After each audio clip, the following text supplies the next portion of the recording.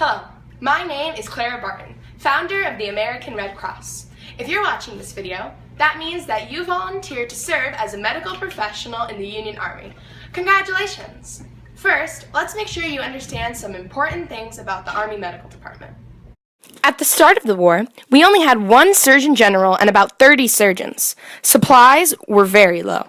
We lacked proper medical instruments and necessary items, as well as eager volunteers.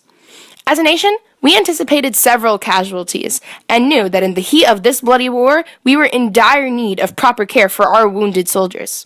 Luckily, the United States Sanitary Commission was developed, allowing us to have an influx of supplies. Even so, we run short very quickly, so it's important to economize. Also in New York, the Women's Central Association for Relief was formed by Elizabeth Blackwell, the first female doctor in these United States. She encouraged women across the country to volunteer. Soon, we had over 2,000 new recruits, and you are one of them. You've made a wise decision. By using what you'll learn today in this video, you'll soon be able to treat our soldiers and save lives. Let's get started.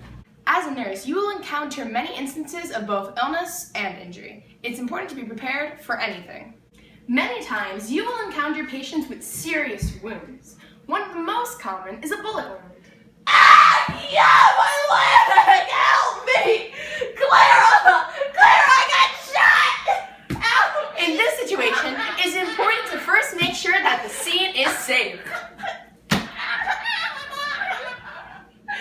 Once you've completed that task, now it's time to try to move the bloody patient onto the bed.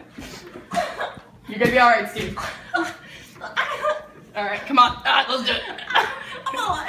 I can't get up. Come on, Steve.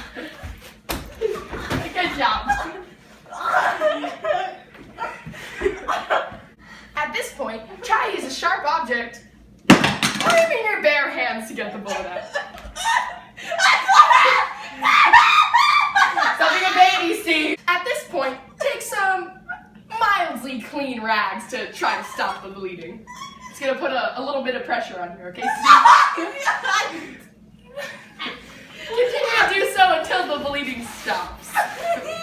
Use a bandage to really seal that wound in. Well, at this point, it's safe to just leave your patient and go treat somebody else. What? When you return, almost slipped there. Make sure that the wound hasn't developed any kind of infection. And if it has, get ready to amputate immediately. What? No, Clara, you can't do this to me. That's alright, Steve, because before we do, we're going to distribute an anesthetic. What? The Army Medical Department recommends the use of chloroform as much as you see fit. Please, you can't do And good night, Steve. At this point, it's safe to call in the surgeon and amputate immediately.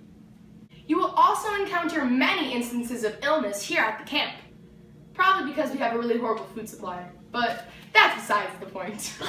Here comes one now. First, make sure that the scene is safe.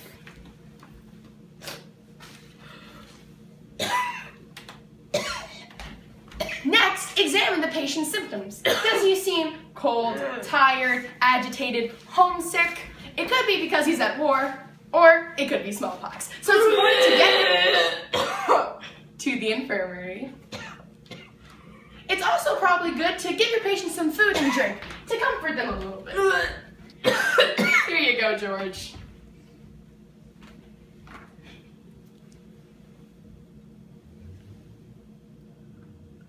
Next, try to get your patient a little bit more comfortable. And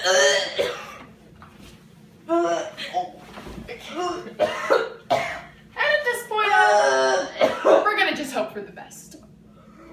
Finally, it's important that you understand the basics of cleanliness here at the camp. Every time you treat a patient before you move on to the next, it's important to rinse your hands in some water.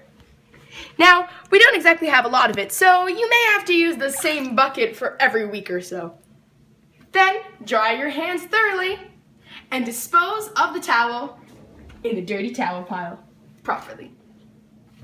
Congratulations! You now know everything you need to know in order to be a nurse. Now remember, you will encounter many instances of death here at the camp. However, don't listen to those people who tell you it's your fault, that you gave them too much chloroform, or that you roughhoused too much. Please, you're a trained professional, and you've come a long way in these past couple of minutes. And now, you're ready to go out into war.